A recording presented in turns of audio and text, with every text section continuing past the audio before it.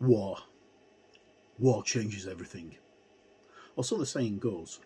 In this, the first of a two-part video, I'm going to take an in-depth look at the brand new Fallout 2D20 role-playing game from Modiphius Entertainment. So, get your pit boy ready, grab some Mentos, load up on purified water, and let's head into the wasteland. Let's get it on.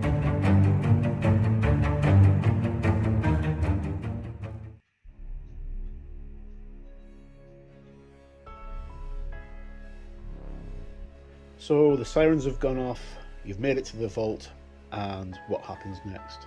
Well, that all depends on your approach to the wasteland. Welcome to the wonderful world of Fallout. This is a role-playing game, officially licensed from Bethesda by our friends at Modiphius Entertainment, who sent me this very kindly to review. So many thanks to the guys at Modiphius. Okay, now Fallout is based on the hit computer and console franchise game of the same name. It takes lots of elements from Fallout and Fallout 3, Fallout 4 and Fallout 77. A lot of elements that you'll find in those are actually in here, and it reads like you're playing the computer game, which you'll see as I get into it. Right, if you're new to Fallout, basically the world's gone to hell because of a nuclear war between China and America, and you're trying to you're a survivor in the apocalyptic wastelands of what was once North America. Right, so anyway, we'll get onto that in a moment. So, you're special. Immerse yourself in the genre-defining setting with the official Fallout tabletop role-playing game. Create your group of original characters, including vault dwellers, ghouls, super mutants, and even robots. Tell your own stories of survival in the most post-nuclear America, using a host of non-playable characters and horrific mutated creatures. Sorry, that's really difficult to read in that font from this angle. Use iconic weapons, armor, chems, and items translated straight from the video game. Scavenge the ruins of the old world and make your mark on the wasteland. Utilize the 2D20 system, a role-playing set of rules that supports to both story-led and adventures detailed gameplay.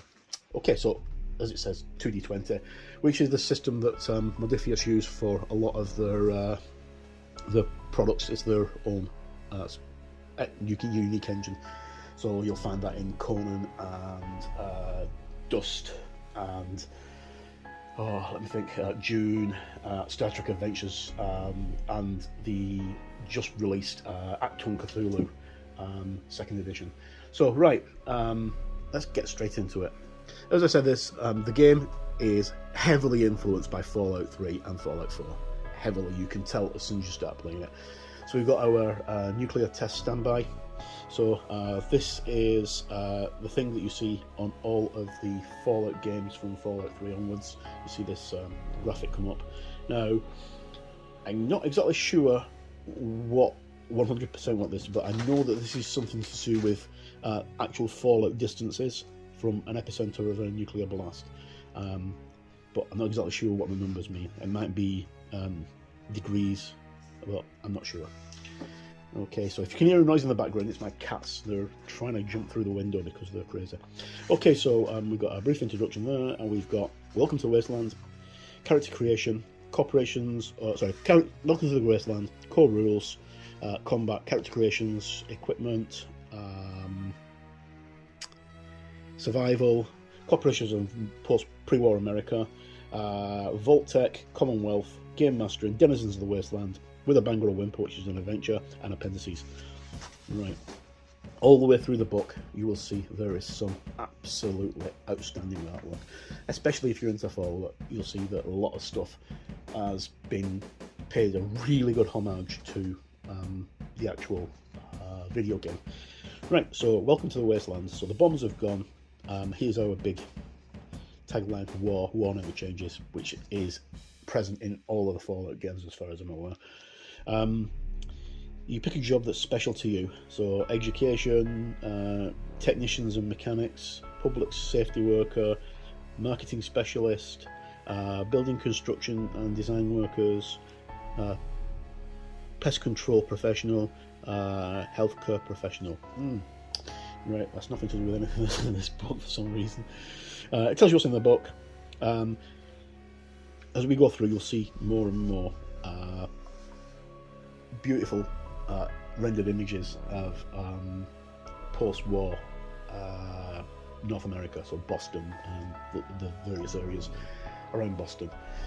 Okay, so got conventions is what is a role-playing game, how do you play this game, what dice do you need, tokens, chips, papers, caps, because this uses caps as in the currency for Fallout, bridges, which is a key area in Fallout 4. Right, so we've got our core rules for tabletop role-playing. This is just a brief introduction that tells you what a Games Master is, what a Games Master does, and sets the scene. So, if you are unfamiliar with Fallout, there was a nuclear escalation between the superpowers of America and China, and it kind of got out of hand, and all-out war broke out. So we ended up with the situation where America and China went to a nuclear war, and more or less the entire world's nuclear arsenal got launched into each other's backyards. So America is just nothing more than a radioactive wasteland.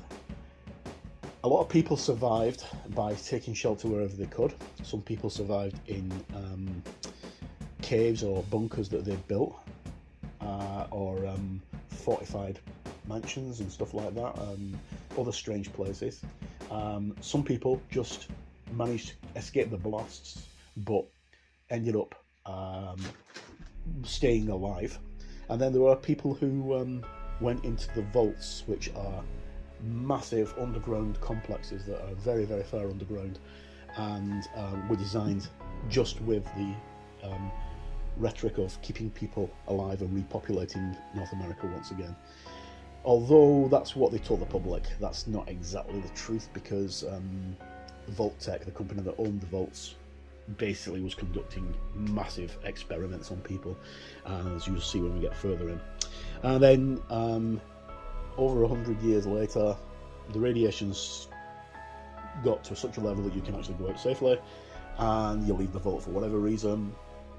In Fallout 3 you're searching for your father, in Fallout 4 you're searching for your son, and you go out onto the wasteland and find that everything has changed. Now, when the nuclear war happened, it was in a 50s era America.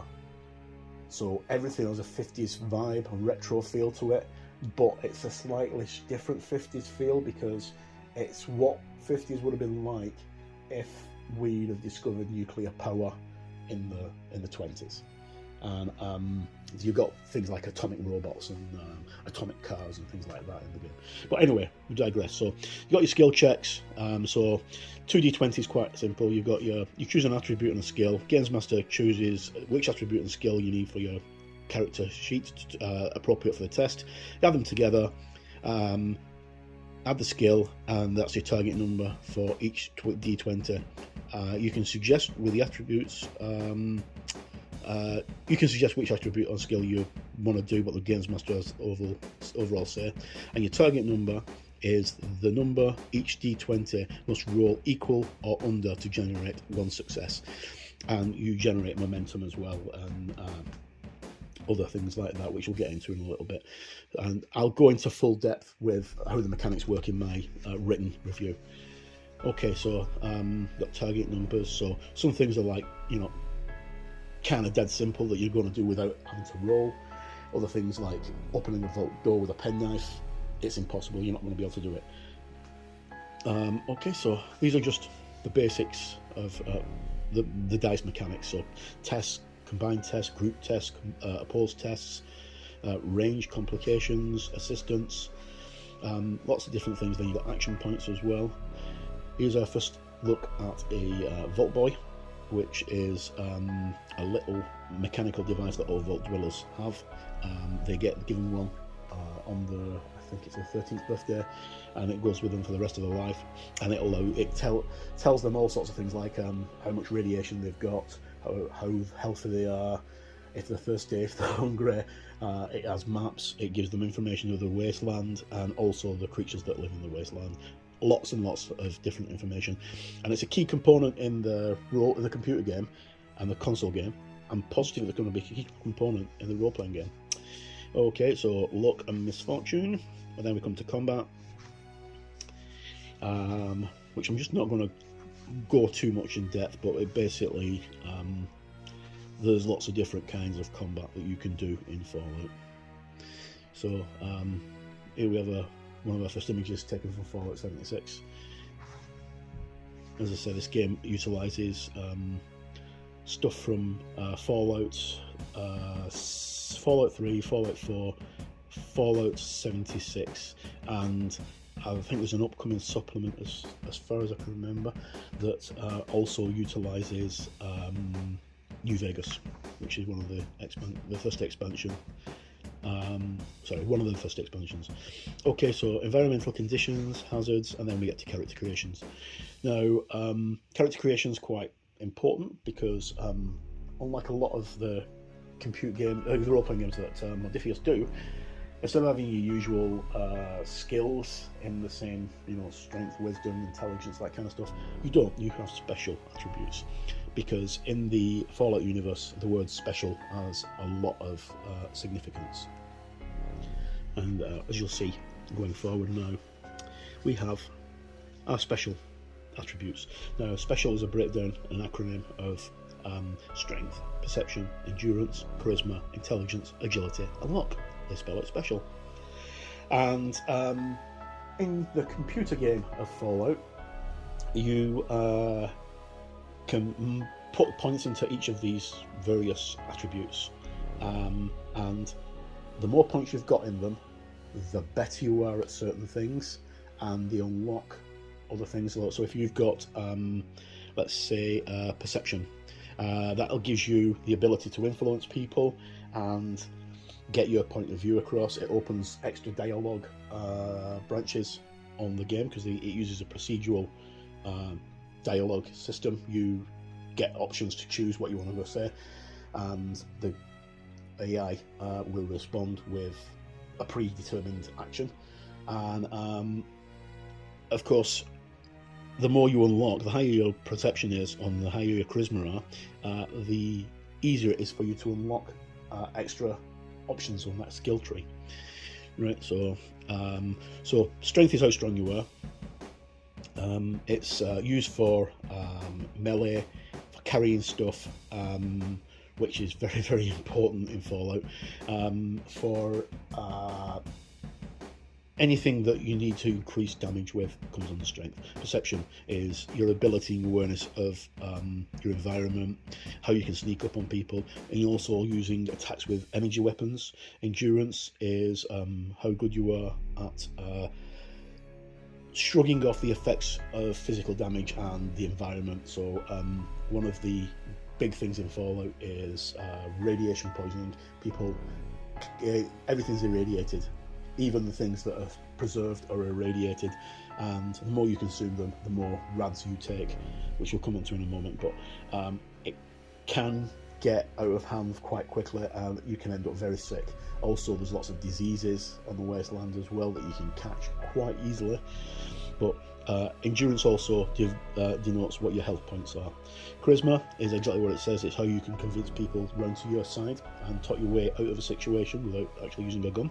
Intelligence, it speaks for itself. Agility, your physical prowess, how quick you can move, how you can balance, how you can control your body to do lots of things, such as running, jumping, climbing. Also, agility is the stat that's used for your ranged attacks. So anything you use with a gun or a rifle or a pistol or a bow or a blowpipe or a pipe gun, which is one of the main guns that you find earlier on in the Fallout games. And then luck, which is basically a blind thing that happens. You have no control over luck. But we do have here, see, luck is not associated with any skills. It's used on the default attribute skill for any tests.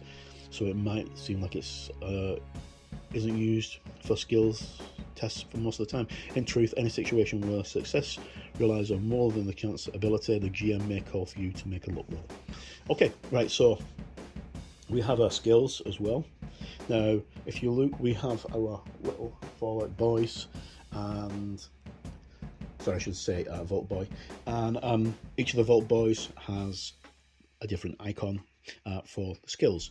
Vault Boys are quite important in the computer game, such as this guy here.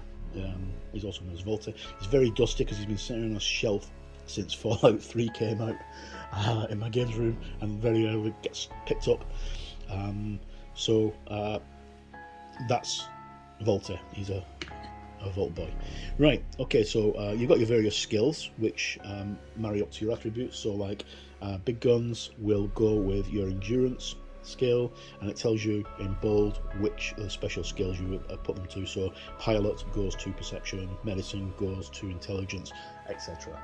You know, melee weapons will go to strength. Okay, so more skills. And then we have perks. Now, perks are a very important part of Fallout, and if you have played Fallout computer games, you will notice now there's a pattern emerging. You're literally recreating the game itself, and it's as if the game itself has just been ported in. It's like taking the game from the PC to the Xbox or the PlayStation, and then taking it from the PC directly to paper. And it's fantastic. It's very, very much the mythos and the feel of Fallout as you read through it. So perks are special bonuses that you get when your character goes up levels and stuff, and they allow your character to advance. Unlock perks and you get some great stuff. So we also have the character classes that you can choose from the off. So we have Brotherhood of Steel, Ghoul, Super Mutant, Mr. Handy, Survivor, and Vault Dweller. So the Brotherhood Initiate is basically a wannabe member of the Brotherhood. The Brotherhood are the more or less I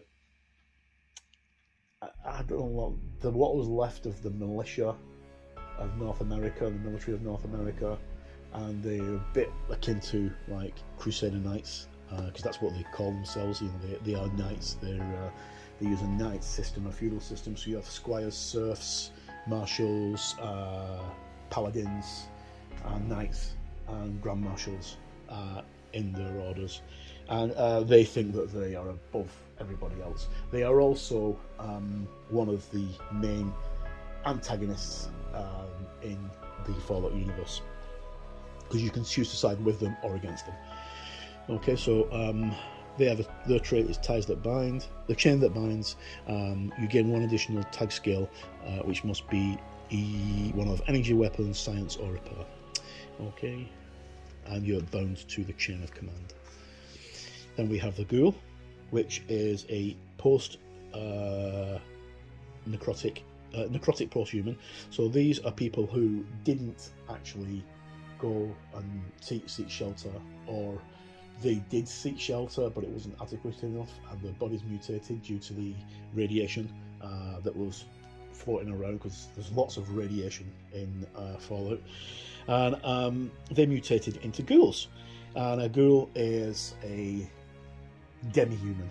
Some of them retain normal ghouls retain their mental prowess that they had before they became a ghoul, and some of them are hundreds of years old for some reason, because the effects of the radiation has more or less turned them immortal. But they degrade, their bodies decompose, they look like zombies, although they are accepted by a lot of people because they are still intelligent. They use weapons, they farm, they can do lots and lots of things. Okay, so the blurb reads that prolonged exposure to the effects of the background gamma radiation, part of the fallout of the Great War, can spontaneously mutate humans. You are one of those mutants. Either slowly or strangely spontaneously, your body changed into that of a rotting living corpse. You are no longer the same weight and appearance unaffected. Yeah, sorry. You no longer age the same way as before. Appearance. You appear unaffected by the radiation. Your skin peels from your flesh, but you seem to be sustained by your mutated metabolism. Right, sorry, I'm having real problems reading at this distance. So ghouls, they're pretty good guys, and it's good to see you can play as a ghoul, because some of the ghouls in the game can be quite helpful, and you get side quests from some of the ghouls. And then we have super mutants. Super mutant is another mutated human, but instead of being all of the flesh stripped off them, they are actually they're mutated due to a genetic engineering virus called the FEV virus, or forced evolutionary virus, which was put on a few unfortunate people, and they turned out to become like savage like creatures. Some super mutants have a normal mentality, but they're quite rare. Normally super mutants tend to be barbaric and live in the wastelands and prey on everything else and eat everything because they're cannibals, right? So they also tend to be very tall as well. They're about, I'd say about 9 feet tall, built solidly, massive muscles, really strong. And there's quite a lot of different branches of super mutants, which we'll come on into in a little moment.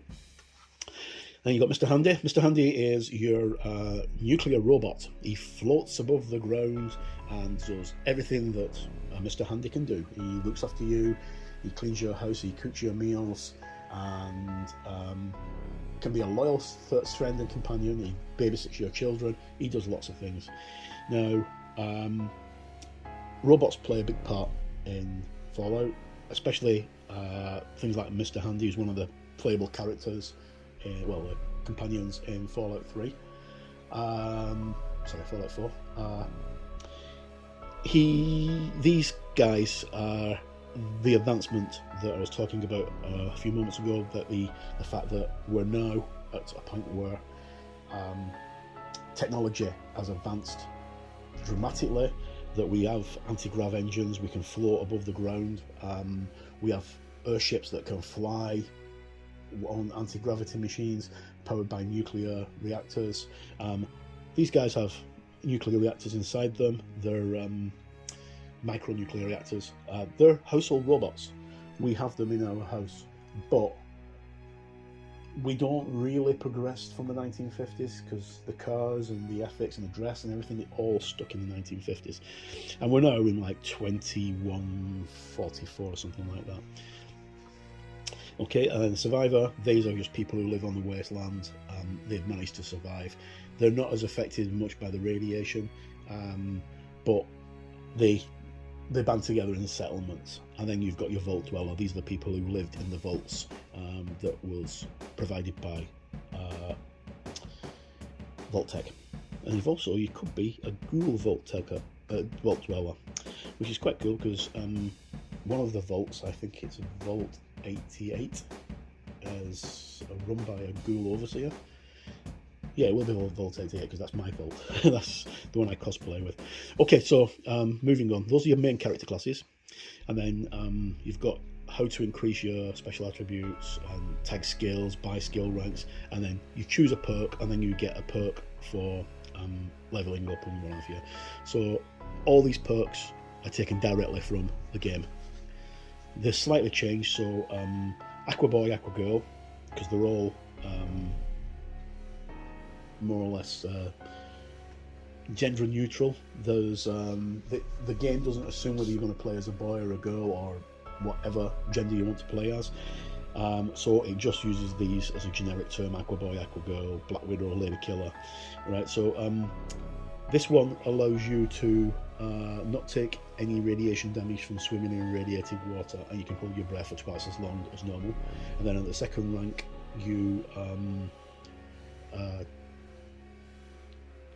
you're harder to detect when you're submerged underwater, and each time you take it, the requirement is increased by +3.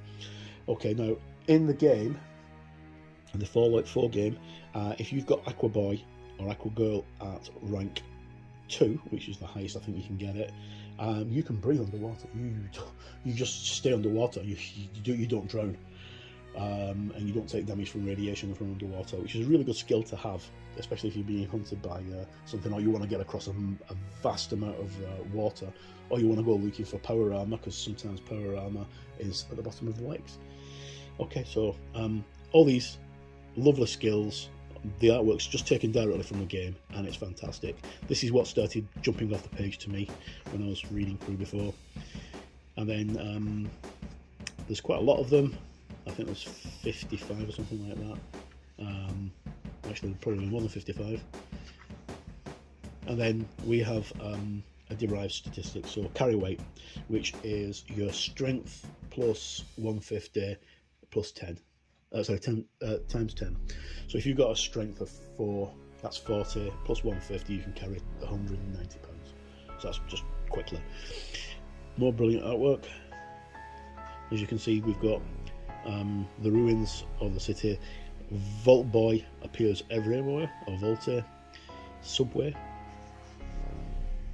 And then your equipment, well, depending on what you're having. So Brotherhood, they get their equipment, Mr. Handy gets his equipment, and then Super Mutants, Vault Dwellers, Wastelanders, and there's all the various things of them, personal trinkets, and then equipment.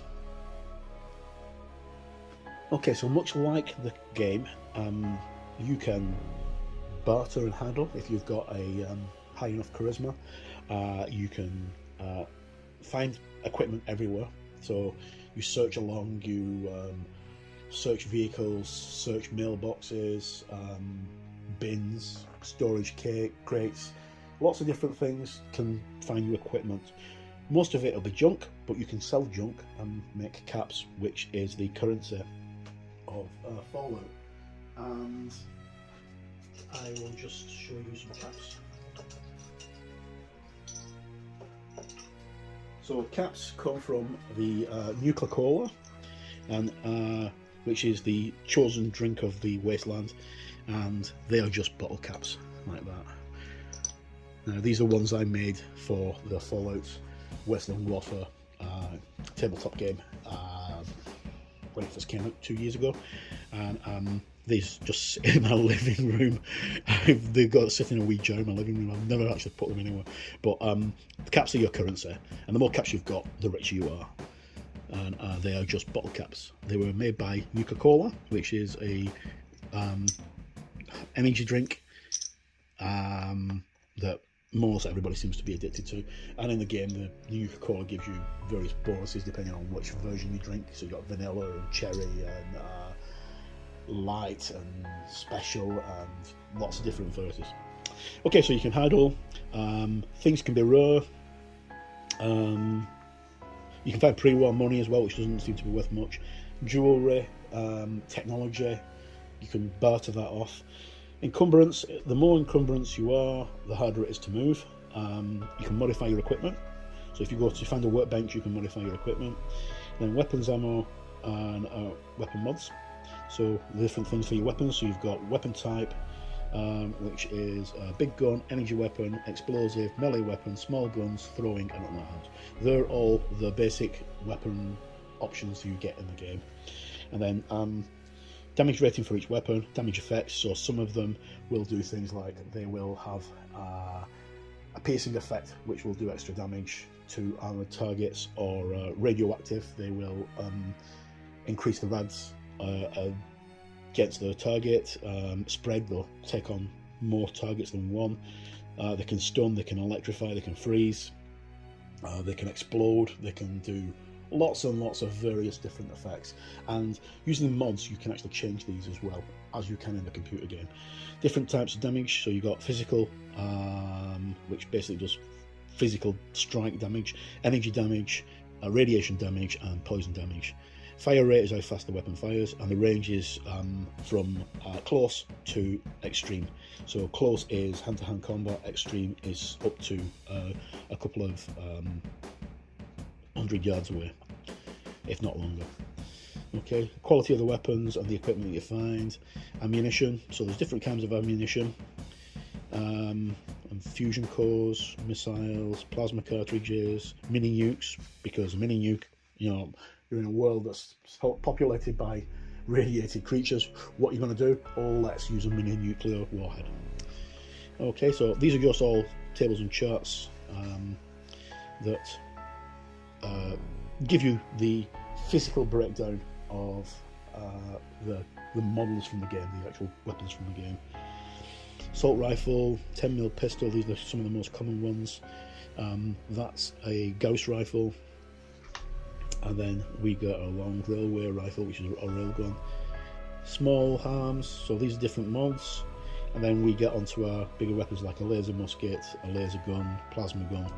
These are kind of the weapons that you find as you progress further on in the game. Gamma guns, which does gamma radiation, and then we get onto our big weapon like the Fat Man, which is the Nuke Launcher. It's basically a catapult that fires nuclear warheads. They're only short, small yield nuclear warheads, but they're enough to destroy a small town. And then other weapons, Gatling laser, miniguns, and missile launchers.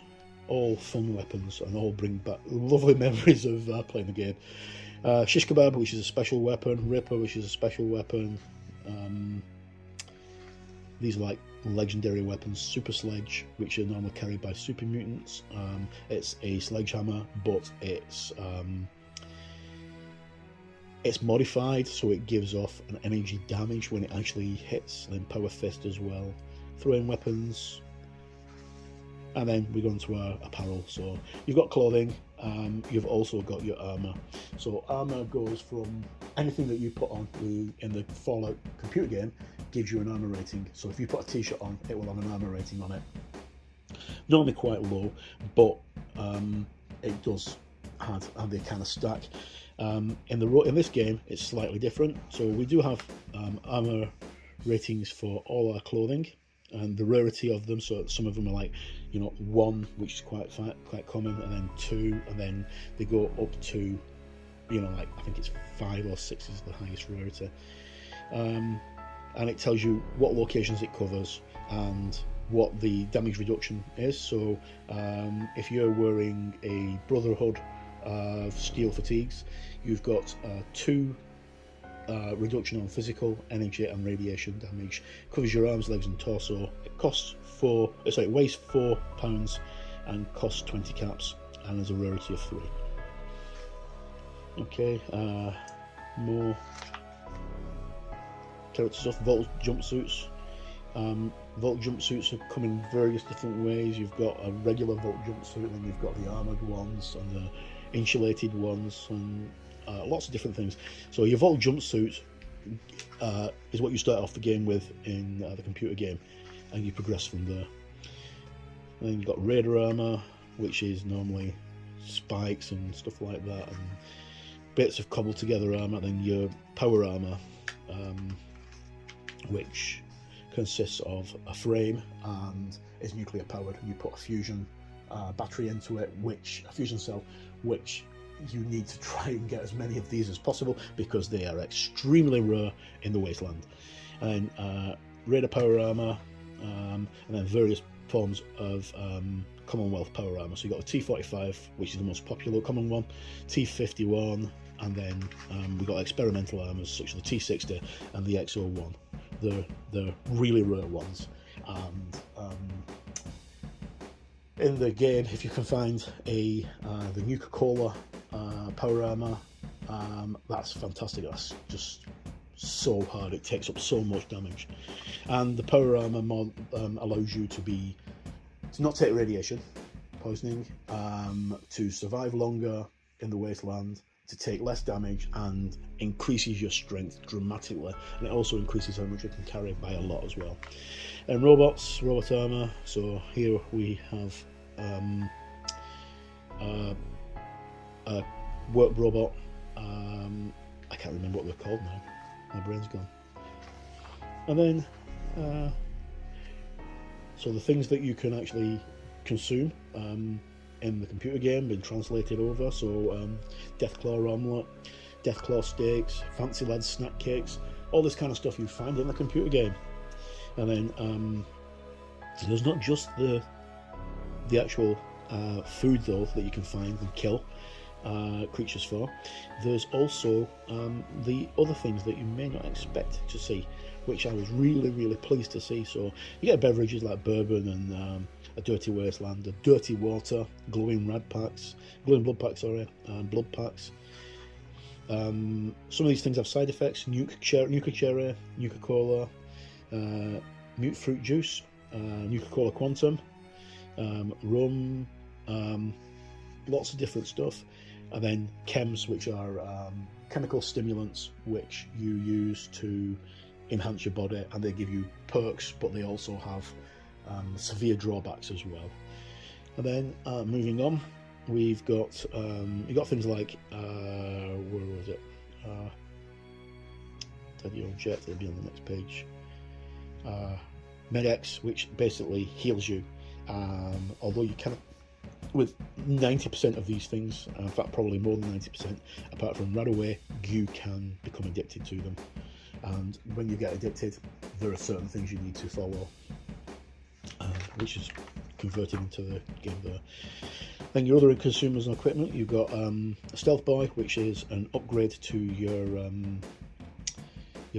Vault Boy unit that you have in your hand, which basically can render you invisible. And they were made by the Chinese. And then books and magazines. Now this is what I thought was absolutely awesome, that Modiphius have added this to the role-playing game. In the computer game, which I know I keep on referring to, but that's the main recourse of this. In the computer game, you find books all around the wasteland, and comic books, as well as learning manuals and stuff. And every time you find one, it does something like increases your ability or a trait, or gives you a perk. And if you carry enough of them, they can give you lots and lots of bonuses. So things like the Grognar the Barbarian comics, if you get all of those, they give you bonuses. So issue 1, Blood on the Harp, one successful melee attack inflicts +2 damage. That's the effect of it. That's just carrying it. You don't use the thing. If you just got that on your person, that's what it gives you. Guns and bullets increases your ammo and stuff, and how you do damage. This is a really nice, neat nod to the game. Then Wasteland Survival's Guide, which is quite interesting. I never really bothered reading through those when I was playing. I will be honest, I have played Fallout 4 for, I think I got to about 97 hours straight playing, and my character's level 121, and I've got millions and millions of caps. I've got settlements everywhere, I've got houses everywhere, and I'm 8% into the game because I wasn't bothering playing the game. I was just enjoying myself wandering around. And then tools and items and equipment, lockpick sets, multi-tools, pack Bremen. Bremen's a two-headed beast like a cow. Mr. Handy. And then survival. So basically we've got your things like, so how fatigue, hunger and thirst will affect your character, sleep, exposure, disease, all these things can affect your character. You can, in the computer game, end up becoming a vampire, you can end up becoming a ghoul, you can end up becoming a werewolf, you can end up doing lots and lots of crazy stuff. And this is all captured in here. Then we've got the inhabitants of the wasteland, who more or less will want to kill you. Hazards, obstacles, so you've got radstorms, sinkholes, radioactive grounds, unsafe buildings, lots and lots of stuff. And then the obstacles are stuff like mechanical locks, lockpicks, electronic locks, complicated structures, collapsed structures, all sorts of those things. Loot tables, so when you kill somebody, you've got loot that you can take from their bodies and what they've got on them. So it could be that you could roll random on someone, and if you really look at and roll double 1 on your 2d20, you'll find a piece of Exo 1 power armor. That's good. Food, all this stuff that you can actually find on the people and creatures you kill. Then crafting our workbench, which allows us to upgrade our tools and our equipment and what have you. And then we've got crafting recipes, which you can find around the wastelands or buy from traders. So you can upgrade your armor, you can upgrade your chems, you can upgrade your weapons, you can do lots. And that's Nuke Girl. She's the other emblem for she's the emblem for Nuka-Cola. Robot workbench allows you to upgrade your robot. Weapons workbench for your weapons, and then your armor, and then corporations of pre-war America. So this is the history and background of Fallout, and I'm just going to leave this here now. I'll come back and look at the rest of this beautiful book, because we're on page 230 at another video, because this is over 40 minutes long now. So this is a brief introduction in my look through to Fallout role-playing. Come back soon and we'll check out the rest of the book. Thank you, and no matter where you are in the world, stay safe.